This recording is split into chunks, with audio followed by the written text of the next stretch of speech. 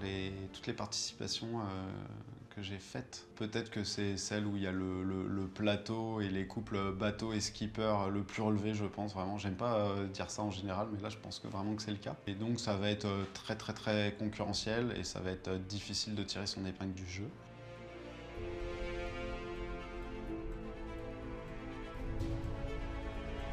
Pour l'instant, avec ce bateau qui a été mis à l'eau l'année dernière, en 2024, je n'ai participé qu'à une seule course. On est toujours en train d'essayer de le faire progresser. On est dans une phase assez positive où on a trouvé certaines choses. Après, on ne sait pas exactement où on se situe encore au niveau de la flotte, donc ça va être l'occasion de faire un point.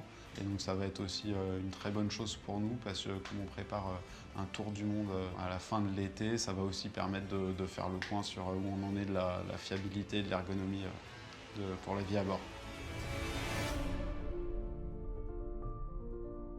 Antoine Carpentier, on navigue ensemble en classe 40 depuis 2 ans. Ce qui est bien, c'est que dès le début, avec Yann, on s'est rendu compte qu'on avait à peu près la même philosophie de pratiquer la voile au large. On aime bien allier sécurité et performance. Et puis sur les choix stratégiques qu'on prend en fonction des fichiers météo qu'on récupère, on est assez vite d'accord sur les routes à suivre.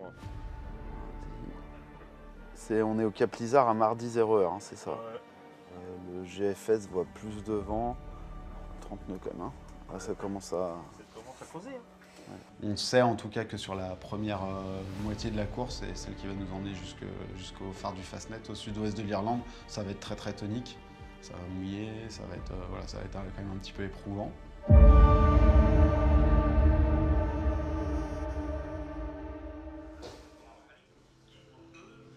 On n'a pas regardé la météo, c'est vrai qu'on a une descente de canal là, qui va durer quasiment 1 heure, on aura le temps de regarder un peu.